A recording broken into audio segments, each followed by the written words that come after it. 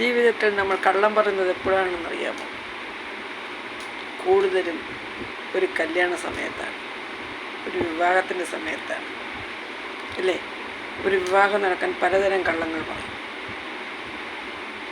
ഈ കള്ളങ്ങളെല്ലാം ഒരു നാൾ മറന്നേക്ക് പുറത്ത് സത്യമായി വരുമെന്ന് ഈ പറയുന്നവരാരും ചിന്തിക്കത്തില്ല. ഈ കല്യാണമെല്ലാം നടന്നു കഴിഞ്ഞ് കള്ളങ്ങളുടെ മറന്നേക്ക് സത്യം പുറത്ത് വരുമ്പോൾ ആകെ ഒരു അങ്കലാപ്പും ആവേശവും പരവേശവുമാണ്. ശരിയല്ലേ? പറഞ്ഞതൊക്കെ അറിഞ്ഞു, അല്ലെ? അവരറിഞ്ഞു. ഏത് കുടുംബത്തിനാണ്? ഇരു കുടുംബക്കാർക്കെന്ന് പറയുമ്പോൾ പെൺ കുടുംബക്കാർക്ക് പറഞ്ഞ ആണിൻ്റെയും പെണ്ണിൻ്റെയും വീട്ടുകാർ അറിയുമ്പോൾ ഉണ്ടാകുന്ന ആ ഒരു രണ്ട് വീട്ടിലേക്കുള്ളൊരു പരവേശമുണ്ടല്ലോ, എന്തായിരിക്കും അവസ്ഥ? അപ്പോൾ നമ്മളതിന് തുനിയാതിരിക്കുന്നതല്ലേ നല്ലത്.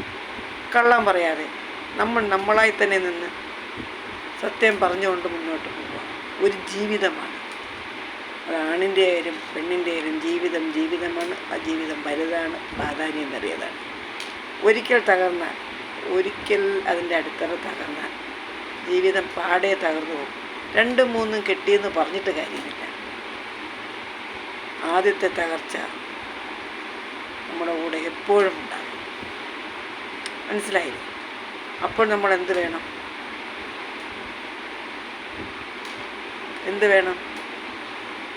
ജീവിതം നല്ല രീതിയിൽ ബന്ധങ്ങൾ മുന്നോട്ട് കൊണ്ടുപോകണമെന്നുണ്ടെങ്കിൽ ആദ്യമേ സത്യം പറയുക. പേടിക്കേണ്ടതേ ഇല്ല. നമ്മളായി നിന്ന് സ്റ്റേണായിട്ട് നിന്ന് കാര്യങ്ങൾ അവതരിപ്പിക്കുക. നമ്മുടെ എല്ലാ ഡീറ്റെയിൽസും ഒറിജിനലായിട്ട് പറഞ്ഞു കൊടുക്കുക.